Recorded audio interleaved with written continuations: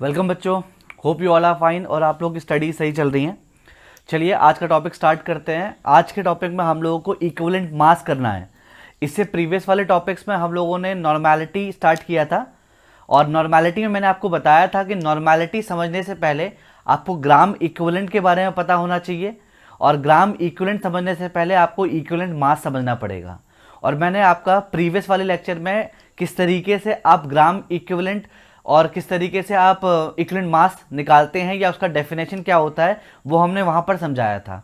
आज हम क्या करने वाले हैं, जैसे हमने कल तो क्या किया था कि कैल्शियम को और क्लोरीन को लेकर के इक्विवेलेंट मास की डेफिनेशन सेट किया था। अब क्या करने वाले हैं, अगर आपके पास मान लीजिए कोई सब्सटेंस है जैसे कि HCl है या H2SO4 है या आपके पास AlCl3 है, अगर कोई सॉल्ट है, एसिड है या बेस है, आपको किसी सॉल्ट में, किसी एसिड में या किसी बेस में किस तरीके से इक्विवेलेंट मास निकालना है, उसके लिए कुछ फॉर्मूलेज होते हैं, कुछ तरीके होते हैं। हम उस तरीके को पढ़ने वाले हैं आज। चलिए इक्विवेलेंट मास निकालते हैं। देखिए इक्विवेलेंट मास निकालने का बहुत सिंपल फॉर्मूला होता है। इक्विवेलेंट मास को आप ई से भी लिखते हैं। इक्विवेलेंट मास जब भी आपको निकालना हो तो ध्यान रखिएगा, इक्विवेलेंट मास निकालने के लिए आप मोलर मास लिखेंगे और मोलर मास को डिवाइड कर देंगे F से। आप क्या करने वाले हैं, आप मोलर मास लिखेंगे और मोलर मास को डिवाइड कर देंगे F से, जहां पर ये F का मतलब फैक्टर हो जाएगा। और इसी फैक्टर के लिए आपको मेहनत इसी फैक्टर के लिए करनी होती है, क्योंकि किसी एसिड, किसी बेस या किसी सॉल्ट में यही फैक्टर जो होता है, ये फैक्टर ही वेरी कर रहा होता है। ठीक है, तो हम क्या करने वाले हैं, देखेंगे किसी एसिड के लिए फैक्टर क्या होगा, किसी बेस के लिए फैक्टर कैसे, किस तरीके से, विथ एग्जांपल्स करने वाले हैं। चलिएगा सबसे पहले हम स्टार्ट करते हैं। इक्विवेलेंट मास का फॉर्मूला आपने लिख दिया। अब स्टार्ट करते हैं कि हम किसी आयन के लिए सबसे पहले हम निकाल रहे हैं इसमें E या इक्विवेलेंट मास। क्या करने वाले हैं, इक्विवेलेंट मास निकालने वाले हैं किसी आयन के लिए। Equivalent mass for an ion लिख देते हैं। फॉर एन आयन, किसी आयन के लिए किस तरीके से इक्विवेलेंट मास निकालते हैं। जैसे आयन में मैं कंसीडर कर सकता हूं, मान लीजिए मैंने Na+ लिया हुआ है, या मान लीजिए मैंने लिखा हुआ है Mg2+ लिया हुआ है, या मैंने आप बोल सकते हैं कैल्शियम 2+ लिया हुआ है। तो अगर आपके पास कोई भी आयन होगा तो आयन के लिए आप किस तरीके से इक्विवेलेंट मास निकालेंगे। देखो आयन के लिए सबसे पहले आपको फैक्टर F पता करना होगा, और किसी भी आयन के लिए जो फैक्टर हुआ करता है वो हुआ करता है उसके ऊपर चार्ज कितना है। मतलब बहुत सिंपल है, अगर आपको किसी आयन के लिए इक्विवेलेंट मास निकालना है तो आप सीधे क्या देखेंगे, चार्ज ऑन इट, उस आयन के ऊपर कितना चार्ज है वो फैक्टर होगा। जैसे फॉर एग्जांपल अगर आपको सोडियम के लिए निकालना है तो सोडियम के लिए बहुत सिंपल से E निकल जाएगा। E का फॉर्मूला मैंने अभी बताया आपको कि मोलर मास ओवर फैक्टर होता है, और मोलर मास कितना आएगा सोडियम का, 23 ग्राम। और क्योंकि चार्ज आपका +1 है तो फैक्टर 1 हो गया, तो सीधे कितना आ गया, E आपका आ गया सिंपली 23 ग्राम। बहुत इजी है। इसी तरीके से अगर आपको मैग्नीशियम 2+ के लिए निकालना है तो मैग्नीशियम 2+ के लिए E कैसे निकालोगे, मैग्नीशियम का जो मोलर मास होता है वो होता है 24 ग्राम, और क्योंकि 2+ चार्ज है तो आप डिवाइड कर दोगे 2 से, तो E कितना आएगा मैग्नीशियम के लिए, वो आ जाएगा 12 ग्राम। तो इस तरीके से किसी भी आयन के लिए आप क्या निकाल सकते हैं, इक्विवेलेंट मास निकालते हैं। फटाफट से और एग्जांपल्स कर ले रहे हैं, आप इसे नोट करते रहेंगे।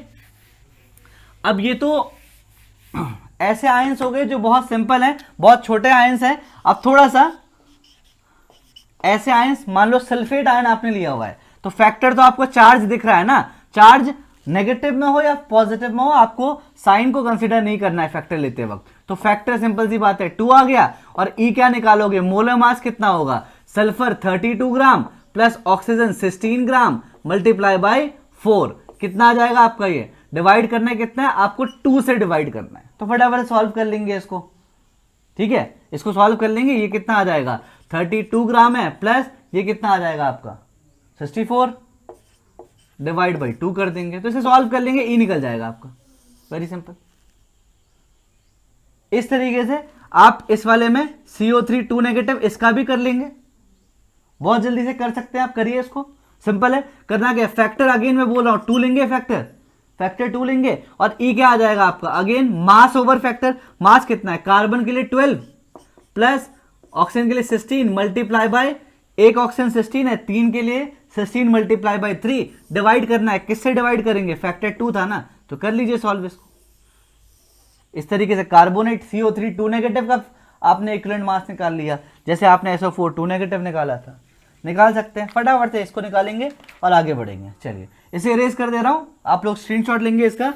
हटा रहे हैं हम इसे हटाने के बाद अब क्या करने वाले हैं, अब फटाफट से दूसरा आ जाते हैं। देखो हमने किसी आयन का फैक्टर, किसी आयन के लिए किस तरीके से आप इक्विवेलेंट मास निकालते हैं वो सॉल्व कर लिया। ये करने के बाद सीधे हम क्या आ जाते हैं, अब किसी एसिड के लिए, अगर आपको मान लीजिए किसी एसिड के लिए इक्विवेलेंट मास निकालना है, क्या निकालना है आपको, एसिड के लिए इक्विवेलेंट मास निकालना है। कैसे करेंगे, देखो अगेन एसिड के लिए हमारा जो फैक्टर होगा, फॉर्मूला इक्विवेलेंट मास का क्या हो गया, हमने ऊपर तो मोलर मास लिख देना है, यहां पर भी नीचे जो फैक्टर होता है किसी एसिड के लिए, ध्यान रखिएगा किसी भी एसिड के लिए फैक्टर होता है उसकी बेसिसिटी, उसकी बेसिसिटी कितनी है, जितनी बेसिसिटी होगी आप वहां पर रख दीजिए, मास से डिवाइड कर दीजिए, ई निकल जाएगा। बहुत सिंपल है। अब मैं फटाफट से आपको ना एक बार किसी भी एसिड के लिए बेसिसिटी क्या होती है वो समझाते हैं।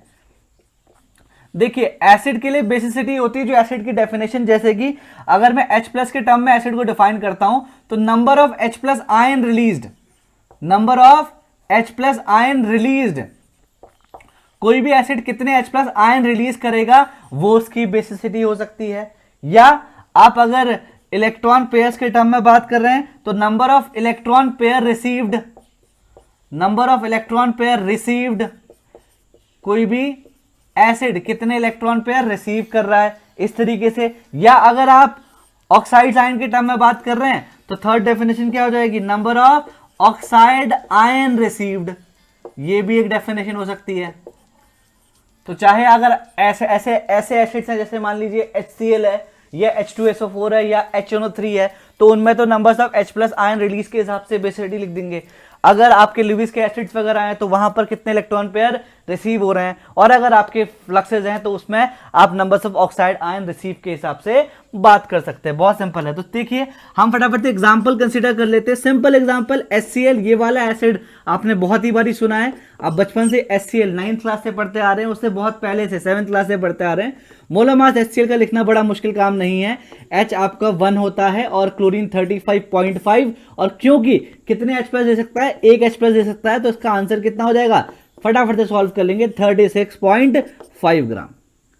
ठीक है, ये हो गया HCl का। इस तरीके से दूसरा हम H2SO4 भी कर लेते हैं, ये आपके लिए बहुत फेमस है। H2SO4 के लिए भी ये आप लिखेंगे तो इसका मास कितना निकल के आ जाएगा आपका, हाइड्रोजन आपका 2 × 1 प्लस सल्फर आपका 32 प्लस 16 × 4 डिवाइडेड बाई कितना, 2 से कर देंगे फटाफट से। क्यों 2 से किया है, क्योंकि H2SO4 के लिए कितने H+ निकल सकते हैं, 2 H+ निकल सकते हैं, इसलिए H2SO4 के लिए आपने 2 से डिवाइड कर दिया। फैक्टर कितना हो गया आपका, 2 हो गया यहां पर। ठीक है, तो फटाफट से किसी भी एसिड के लिए आप इस तरीके से कर रहे हैं, इसे मैं रेज कर रहा हूं। थोड़ी सी एक इंपॉर्टेंट बात मैं इक्विवेलेंट मास के बारे में यहां पर बताना चाह रहा हूं आपको, कि इक्विवेलेंट मास सॉल्व करते वक्त एक बात ध्यान रखनी है हमेशा आपको। जैसे अभी मैं क्या कर रहे हैं, H3PO4, H3PO4 के लिए एक बार हम इक्विवेलेंट मास निकाल के देख रहे हैं। H3PO4 क्या होता है आपका, अगर आप इसका करेंगे 3 + 31 प्लस ऑक्सीजन 4 × 16 डिवाइड बाई कितना से, क्योंकि H3 है तो 3 H निकल सकते हैं, तो 3 से कर दिया आपने, तो ये कितना आ गया, ये आ गया आपका, सॉल्व करेंगे 98 डिवाइडेड बाई 3, ये आ जाएगा 32.6, ये आ जाएगा आपका 32.6। मतलब H3PO4 का इक्विवेलेंट मास कितना आया, H3PO4 का इक्विवेलेंट मास हमने निकाल दिया 32.6 ग्राम आया। अब एक बात देखिएगा, मैं क्या कर रहा हूं, अब इसके लिए एक रिएक्शन लिख रहा हूं और इस रिएक्शन के अकॉर्डिंग इक्विवेलेंट मास निकाल के दिखा रहा हूं। H3PO4 का रिएक्शन है आपका ये H3PO4 प्लस NaOH, थोड़ा सा हम जल्दी कर रहे हैं, H3PO4 प्लस NaOH, H3PO4 और NaOH क्या देगा, ये एसिड है, H+ दे सकता है, ये बेस है, Na+ और OH नेगेटिव देगा, ये बन जाएगा आपका NaH2PO4 प्लस H2। अब इस इक्वेशन के अकॉर्डिंग देखिएगा, यहां पर देखो, यहां पर H3PO4 है, 3 H है, और यहां पर H2PO4 है, मतलब आपने H3PO4 को कन्वर्ट कर दिया है H2PO4 में, मतलब एक H+ निकला हुआ है। अगर एक H+ निकला हुआ है तो देखो आपके पास थे तो 3 H ना, लेकिन निकाले कितने, एक निकाला है ना। तो फैक्टर का मतलब क्या था, किसी भी एसिड के लिए फैक्टर क्या होता है कि number of H+ ion released, कि कितने H प्लस आयन आप किसी एसिड में निकाल रहे हो। आपके पास होने के लिए H3PO4 में 3 H हैं, बट निकल कितने H रहे हैं, सिर्फ एक H निकल रहा है। तो यहां पर फैक्टर क्या हो जाएगा आपके लिए, वेरी सिंपल, फैक्टर कितना हो जाएगा, फैक्टर हो जाएगा आपका 1। अब अगर फैक्टर 1 है, हम तो इससे पहले 3 मान के चले ना, तो जब 3 माना तब E निकला इतना, अब फैक्टर आपका 1 आ रहा है सेम कंपाउंड के लिए, तो कितना आएगा देखो 98, क्योंकि मास 98 है, डिवाइड बाय 1, तो कितना आ रहा है 98 ग्राम। देखो चलो एक और इक्वेशन करते हैं, देखो एक और इक्वेशन H3PO4 प्लस, अगर मैंने यहां पर KOH ले लिया और मैंने 2 ऑफ KOH ले लिए हैं, ठीक है, तो अब इसमें जो ये K2HPO4 प्लस H2O इक्वेशन ये बन रही है, देखो फटाफट से। अब देखो यहां पर 3 H है, यहां पर 1 H, तो 3 से 1 में गए, इसका मतलब कितने H प्लस निकले, 2 H प्लस निकले, तो फैक्टर कितना हो गया, 2 हो गया। और अगर अब फैक्टर 2 हो गया, तो अगर आप E निकालोगे तो अब कितना आएगा 98 डिवाइडेड बाई 2, दैट इज 49 ग्राम। तो देखिए हुआ क्या है, आपने 3 अलग अलग कंडीशंस पे E निकाला है। अगर नॉर्मली H3PO4 लिखा उस वक्त, क्योंकि 3 H दिखाई दे रहे थे, तो हमने बोला ये तीनों H निकाल देगा, इसीलिए हमने इसका E कितना ले लिया, 32.6 ग्राम ले लिया, क्योंकि 3 आ रहे हैं, मतलब 3 H प्लस दे रहा है। ऐसे ही यहां पर देखिए, यहां पर H3PO4 इस रिएक्शन के अकॉर्डिंग, क्योंकि यहां पर 3 H है और यहां पर 2 है, तो एक ही H निकल रहा है, ऑब्वियसली बात है, तो फैक्टर 1 हो गया। इस केस में E कितना आया 98 ग्राम, और इस वाले केस में E कितना आया 49 ग्राम। तो देखिए एक ही कंपाउंड का इक्विवेलेंट मास वेरी कर रहा है, चेंज हो रहा है, यहां पर 32.6 आ रहा है, यहां पर वो 98 ग्राम आ रहा है, और यहां पर वो 49 ग्राम आ रहा है।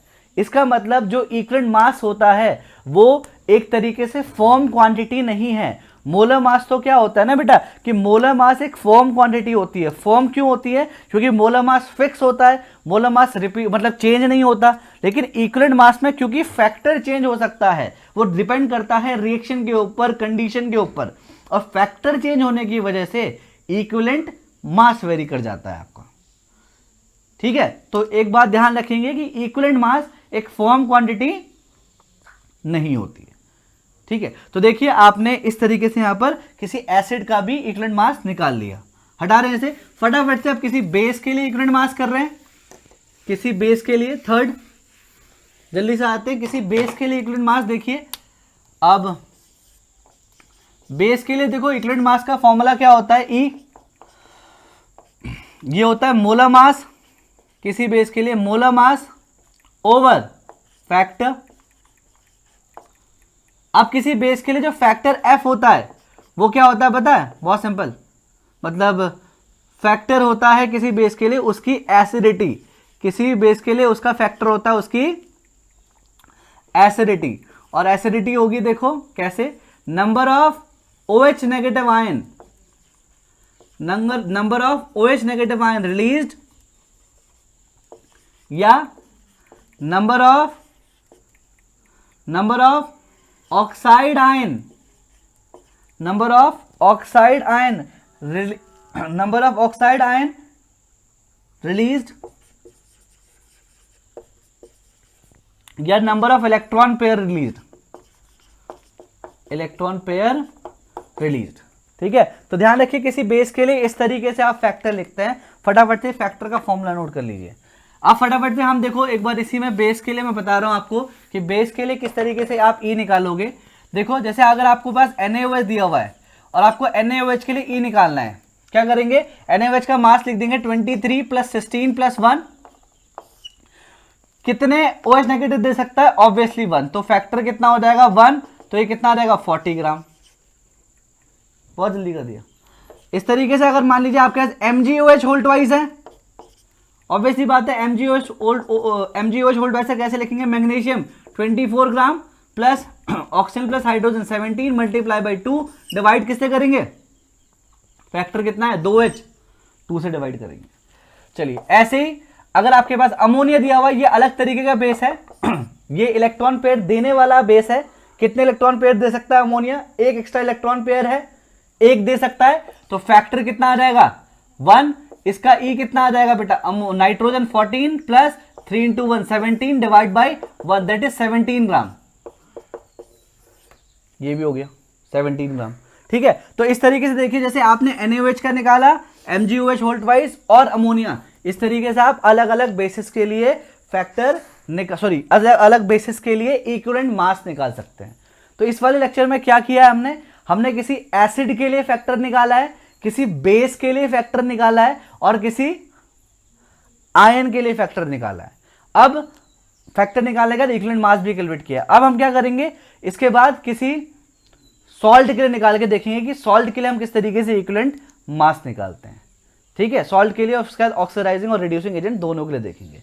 चलिए फिर आज के लिए इस वाले वीडियो में इतना ही, बाकी हम नेक्स्ट वाले पार्ट में करेंगे। 2 पार्ट, हम एक पार्ट में बना चुका हूं नॉर्मेलिटी का, ये पार्ट सेकंड हो जाएगा, और एक पार्ट थर्ड में हम कंप्लीटली नॉर्मेलिटी को खत्म करेंगे जितना भी वो होगा।